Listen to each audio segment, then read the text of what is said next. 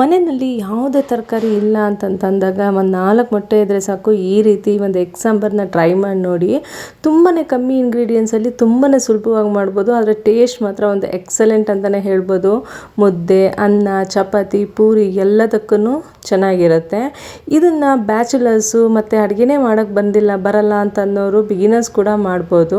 ಈ ವಿಡಿಯೋ ನೋಡೋದಕ್ಕಿಂತ ಮುಂಚೆ ನೀವಿನ್ನು ನನ್ನ ಚಾನಲ್ಗೆ ಸಬ್ಸ್ಕ್ರೈಬ್ ಆಗಿಲ್ಲ ಅಂತಂದರೆ ರಚನಾ ಸವಿರುಚಿಗೆ ಸಬ್ಸ್ಕ್ರೈಬ್ ಆಗಿ, ಹಾಗೆ ಪಕ್ಕದಲ್ಲಿರೋ ಬೆಲ್ ಐಕನ್ನ ಕ್ಲಿಕ್ ಮಾಡಿ. ಮೊದಲಿಗೆ ಒಂದು ಮಸಾಲೆ ರೆಡಿ ಮಾಡ್ಕೊಬೇಕಾಗುತ್ತೆ. ಒಂದು ಮಿಕ್ಸಿ ಜಾರ್ಗೆ ಒಂದು 5 ರಿಂದ 6 ಎಸಳು ಬೆಳ್ಳುಳ್ಳಿ, ಹಾಗೆ 1 ಇಂಚಷ್ಟು 1 ರಿಂದ 2 ಇಂಚಷ್ಟು ಶುಂಠಿ ಮತ್ತು ಒಂದು ಮೀಡಿಯಮ್ ಸೈಜು ಈರುಳ್ಳಿ ಹೆಚ್ಚಿಟ್ಕೊಂಡಿದ್ದೆ ಎಲ್ಲದನ್ನು ಸೇರಿಸ್ಕೊತಾ ಇದ್ದೀನಿ. ಸ್ವಲ್ಪ ಪುದೀನ ಸೊಪ್ಪು ಬಂದು ಆಪ್ಷನಲ್ಲು. ಹಾಗೆ ಒಂದು ಸ್ವಲ್ಪ ಕಾಯಿ ತುರಿ ಇಲ್ಲ ಅಂತಂದರೆ ಕೊಬ್ಬರಿ ಕೂಡ ಹಾಕ್ಕೊಬೋದು. ನಮ್ಮ ಮನೇಲಿ ಕಾಯಿ ತುರಿ ಇಲ್ಲದೆ ಇರೋದ್ರಿಂದ ಕೊಬ್ಬರಿ ಹಾಕ್ಕೊಂಡಿದ್ದೀನಿ. ಹಾಗೆ 1 ಸ್ಪೂನು ಕಡಲೆ, ಸ್ವಲ್ಪ ಗಸಗಸೆ ಮತ್ತು ಮನೆಯಲ್ಲೇ ಮಾಡಿರೋಂತಹ ಸಾಂಬಾರು ಪುಡಿ ಕೂಡ ಒಂದು 2 ಸ್ಪೂನ್ ಸೇರಿಸ್ಕೊಬೇಕಾಗುತ್ತೆ. ಸಾಂಬಾರು ಪುಡಿ ಇಲ್ಲ ಅಂತಂತಂದರೆ ತೊಂದರೆನೇ ಇಲ್ಲ.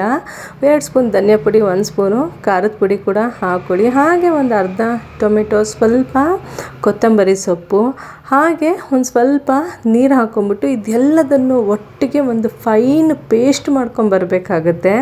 ಯಾವ ರೀತಿಗೆ ಇದು ರುಬ್ಕೊಂಬರ್ಬೇಕು ಅಂದರೆ ಒಂದು ಗಂಧದ ರೀತಿಯೇ ರುಬ್ಕೊಂಬರ್ಬೇಕಾಗುತ್ತೆ.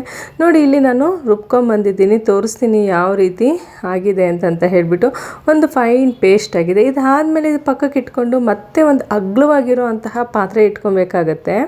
ಒಂದು 50 ಗ್ರಾಮಷ್ಟು ಎಣ್ಣೆ ಹಾಕ್ಕೊಂಡು, ಎಣ್ಣೆ ಚೆನ್ನಾಗಿ ಕಾದ ಮೇಲೆ ನಾವು ಆಲ್ರೆಡಿ ರುಬ್ಬಿರೋ ಮಸಾಲೆನ ಸೇರಿಸ್ಕೊಬೇಕಾಗತ್ತೆ. ಎಣ್ಣೆಗೆ ಈ ಮಸಾಲೆ ಸೇರಿಸ್ಕೊಂಡು, ಹಾಗೆ ಜಾರ್ ತೊಳೆದಿರೋಂತಹ ನೀರು ಕೂಡ ಹಾಕ್ಕೊಂಡು, ನಮಗೆ ಯಾವ ಕನ್ಸಿಸ್ಟೆನ್ಸಿಗೆ ಬೇಕು, ಸ್ವಲ್ಪ ತೆಳ್ಳಗೆ ಬೇಕಂದರೆ ತೆಳ್ಳಗೂ ಮಾಡ್ಕೊಬೋದು. ಚಪಾತಿಗೆ, ಪೂರಿಗೆ ಬೇಕಾದರೆ ಸ್ವಲ್ಪ ಗಟ್ಟಿಗೆ ಮಾಡ್ಕೊಬೇಕಾಗುತ್ತೆ. ಹಾಗಾಗಿ ನಮಗೆ ಯಾವ ಕನ್ಸಿಸ್ಟೆನ್ಸಿಗೆ ಬೇಕೋ ಆ ಕನ್ಸಿಸ್ಟೆನ್ಸಿಗೆ ನೋಡ್ಕೊಬೇಕಾಗುತ್ತೆ.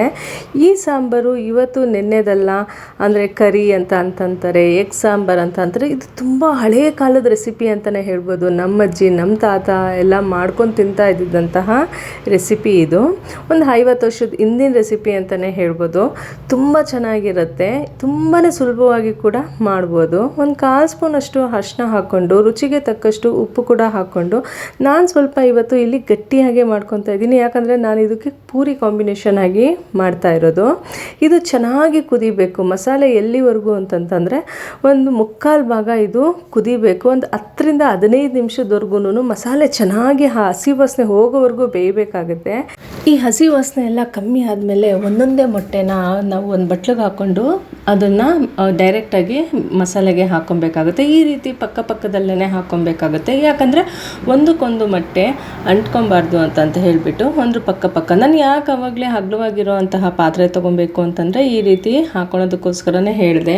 ಈಗ ಲಿಡ್ ಕ್ಲೋಸ್ ಮಾಡಿ ಒಂದು 10 ನಿಮಿಷ ಬೇಯಿಸ್ಕೊಂಬಿಟ್ರೇ ಸಾಕಾಗುತ್ತೆ. ಹಾಗೆ ನೋಡಿ, ನಾವು ಸೌಟ್ ಬಂದು ಈ ಥರ ನಾವು ಶಾರ್ಪಾಗಿರೋ ಅಂಥದ್ದು ತೊಗೊಬೇಕು. ಯಾಕಂದರೆ ಮೊಟ್ಟೆ ನಮಗೆ ಇಲ್ಲಿ ತೆಗಿಯೋದಕ್ಕೆ ಸರಿ ಹೋಗುತ್ತೆ. ಇನ್ನೂ ಸ್ವಲ್ಪ ಬೇಯಬೇಕು. ನೋಡ್ತಾ ಇದ್ದೀರಲ್ಲ ಯಾವ ರೀತಿ ಆಗಿದೆ ಅಂತ. ಮತ್ತೊಂದು 2 ನಿಮಿಷ ಹಾಗೆ ಬಿಟ್ಬಿಟ್ರೆ, ಆದಷ್ಟು ಮೀಡಿಯಮ್ ಫ್ಲೇಮಲ್ಲೇ, ಮೊಟ್ಟೆ ಹಾಕಿದ್ಮೇಲೆ ನಾವು ಮೀಡಿಯಮ್ ಫ್ಲೇಮಲ್ಲೇ ಇರಬೇಕಾಗುತ್ತೆ. ಇವಾಗ ತೋರಿಸ್ತೀನಿ ನೋಡಿ ಯಾವ ರೀತಿ ಬೆಂದಿದೆ ಅಂತ ಹೇಳಿಬಿಟ್ಟು. ತುಂಬಾ ಚೆನ್ನಾಗಿ ಒಂದು ಪರ್ಫೆಕ್ಟಾಗಿಯೇ ಬೆಂದಿದೆ ಅಂತ ಹೇಳ್ಬೋದು. ಮೊಟ್ಟೆ ಈ ರೀತಿ ಒಂದೊಂದಾಗಿ ಸಿಂಗಲ್ ಆಗಿ ಬರಬೇಕು. ಹಾಗೆ ಮಾಡಬೇಕಾಗತ್ತೆ. ಡೈರೆಕ್ಟಾಗಿ ಮೊಟ್ಟೆ ಹಾಕಿದ್ಮೇಲೆ ನಾವು ತಿರುಗ್ಸೋಕ್ಕೆ ಹೋಗಬಾರ್ದು. ಒಂದು 10 ನಿಮಿಷ ನಾನು ಹೇಳ್ದಂಗೆ ಲಿಡ್ ಕ್ಲೋಸ್ ಮಾಡಿ ಬಿಟ್ಬಿಟ್ರೆ ಈ ರೀತಿ ಒಂದು ಅದ್ಭುತವಾಗಿರೋ ಅಂತಹ ಮೊಟ್ಟೆ ಸಾಂಬಾರೇ ರೆಡಿಯಾಗುತ್ತೆ. ಲಾಸ್ಟಲ್ಲಿ ಒಂದು 2 ಸ್ಪೂನಷ್ಟು ತುಪ್ಪ, ಇಲ್ಲ ಮೊದಲಿಗೆ ನೀವು ಸ್ವಲ್ಪ ಎಣ್ಣೆ ಜಾಸ್ತಿ ಹಾಕೊಂಡ್ಬಿಟ್ರೆ ತುಂಬಾ ಚೆನ್ನಾಗಿ ಬರುತ್ತೆ ಈ ಮೊಟ್ಟೆ ಸಾಂಬಾರು. ನಾವು ಈ ರೀತಿ ಲಿಡ್ ಕ್ಲೋಸ್ ಮಾಡೋದ್ರಿಂದ ಮೊಟ್ಟೆಗೆ ಉಪ್ಪು ಖಾರ ಎಲ್ಲ ಪರ್ಫೆಕ್ಟಾಗಿ ಹಿಡಿಯುತ್ತೆ.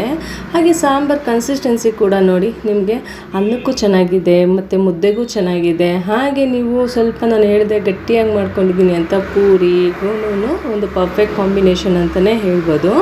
ನಿಮಗೇನಾದರೂ ಈ ರೆಸಿಪಿ ಇಷ್ಟ ಆದರೆ ನಿಮ್ಮ ಫ್ಯಾಮಿಲಿ, ಫ್ರೆಂಡ್ಸ್, ರಿಲೇಟಿವ್ಸ್ಗೆಲ್ಲ ಶೇರ್ ಮಾಡಿ. ಹಾಗೆ ನೀವು ಕೂಡ ಮನೆಯಲ್ಲಿ ಒಂದ್ಸಲ ಟ್ರೈ ಮಾಡಿ ನೋಡಿ, ಹೇಗೆ ಬಂತು ಅಂತ ಹೇಳಿ ಕಮೆಂಟ್ ಬಾಕ್ಸಲ್ಲಿ ಕಮೆಂಟ್ ಮಾಡೋದನ್ನ ಮಾತ್ರ ಮರಿಬೇಡಿ. ಹಾಗೆ ನಿಮಗೇನಾದರೂ ಈ ರೆಸಿಪಿ ಇಷ್ಟ ಆದರೆ ಒಂದು ಲೈಕ್ ಮಾಡಿ, ಶೇರ್ ಮಾಡಿ, ಕಮೆಂಟ್ ಮಾಡಿ. ಮತ್ತು ಮುಂದಿನ ವಿಡಿಯೋದಲ್ಲಿ ಒಂದು ಹೊಸ ರೆಸಿಪಿಯೊಂದಿಗೆ ಭೇಟಿ ಆಗ್ತೀನಿ.